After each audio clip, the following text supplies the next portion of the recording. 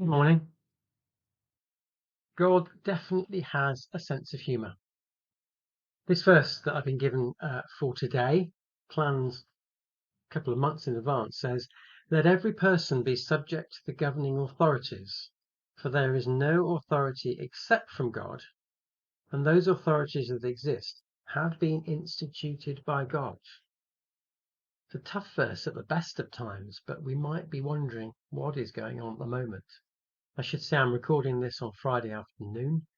You're listening to it or watching it on Monday, probably, and goodness knows what will have happened over the weekend. It is a verse that defies simplistic interpretation.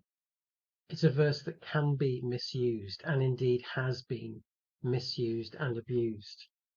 I was reading the story about in 1985 in South Africa. Michael Cassidy was head of a reconciliation ministry in apartheid South Africa, went to visit P.W. Botha, the then president. And Botha, as Cassidy came in, read this verse to him and then said, "What can I do for you?" He was trying to intimidate and say, basically, what I say goes. But with divine authority comes awesome responsibility and divine accountability. The authorities are instituted by God, but not necessarily the individuals. So this verse doesn't condone all actions. There's a call to be subject to the authorities, but the previous verse says overcome evil with good. So it's not blanket submission that's talked about. And remember in Acts 5, Peter says to the ruling Sanhedrin, we must obey God, not men. So I can't give simple answers, I'm afraid. But maybe we get the government we deserve. To me, it beggars belief that there are MPs at the moment actively supporting the return of a leader who's recently been shown to be unfit for office through law breaking and lying. How have we as a people allowed that to happen?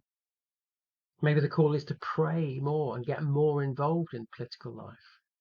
I have to say, I wouldn't say that to people in the occupied parts of Ukraine at the moment, where that gets even more complicated. But we should give thanks for the government institutions that we do have. In spite of their failings, we are privileged to live in the democracy that we do. But within that, we do have to work to establish the good. I don't know what today will bring for you or indeed for this country, but I pray that you would know God's blessing. Amen.